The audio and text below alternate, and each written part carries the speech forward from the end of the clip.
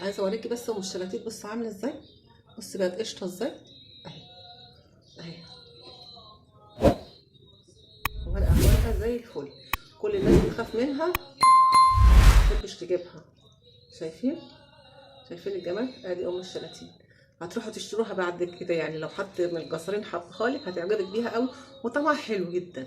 يلا بقى نكمل تنظيف بقيه الحلويات المذبح. هنقول بسم الله الرحمن الرحيم. هنجيب الاول طبق اهو هذا ونشوف الكرشه فين اهي. هو حاطط لي طبعا فيها الكرشه وام الشلاتين. بصي حاطط لي فيها ام الشلاتيت دي صعب انها تتنضف ماشي. وادي الكرشه اهي تمام. شايفين عامله ازاي؟ شايفين لونها عامله ازاي؟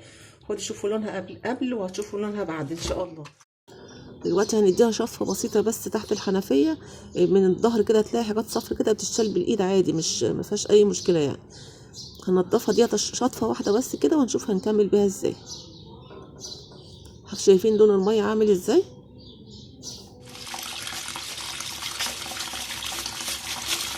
بصي معلقه ملح ليمون. بصي حبه قد ايه؟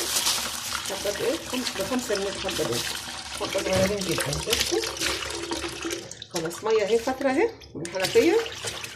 ميه فتره من الحنفيه اهي. نحط عليها شويه ملح الليمون دول.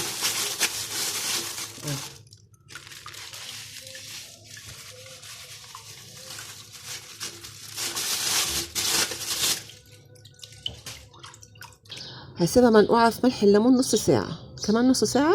شايفين بقى لونها عامل ازاي؟ افتحي لوحده من غير ما امد ايدي فيها. ام الشلاتيت اللي الناس كلها بتخاف منها تنظيفها مفيش اسهل منه، لان بايديكي كده كل حاجه بتطلع.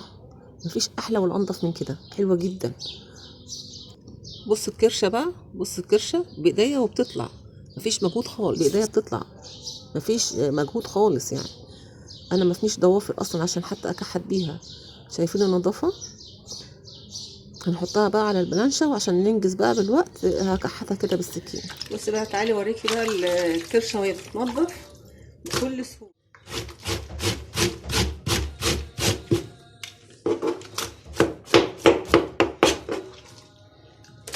بس الحته دي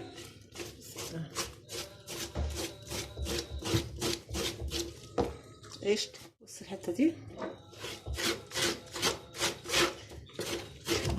انا وريتكم بايديا بشيلها بس ايه عشان انجز يعني. لو شلتها حته حته كده هاخد وقت، لكن بصي السكينه اهي ولا فيها مجهود ولا ميه سخنه ولا اي حاجه من الكلام اللي احنا بنسمع عنه ده.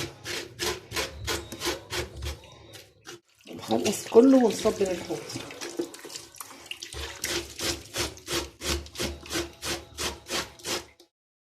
زمان كنا بنحطها في ميه مغليه وكربونات ومكانتش بتنضف برضه. مفيش اسهل بقى ولا اجمل من كده.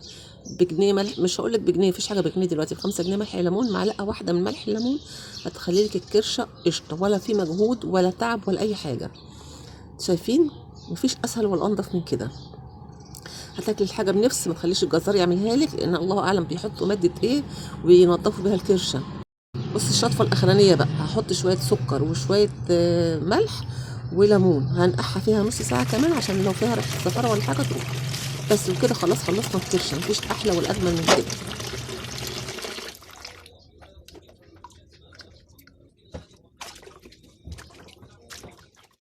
هنسيبها منقوعه بقى نص ساعه او ساعه عشان ريحه الزفاره تروح وتاكلي حاجه بتفس.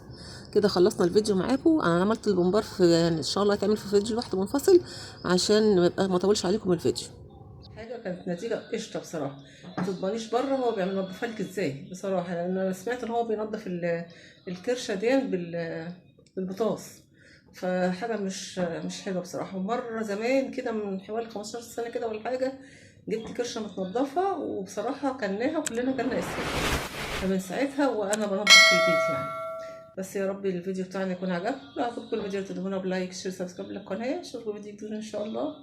السلام عليكم.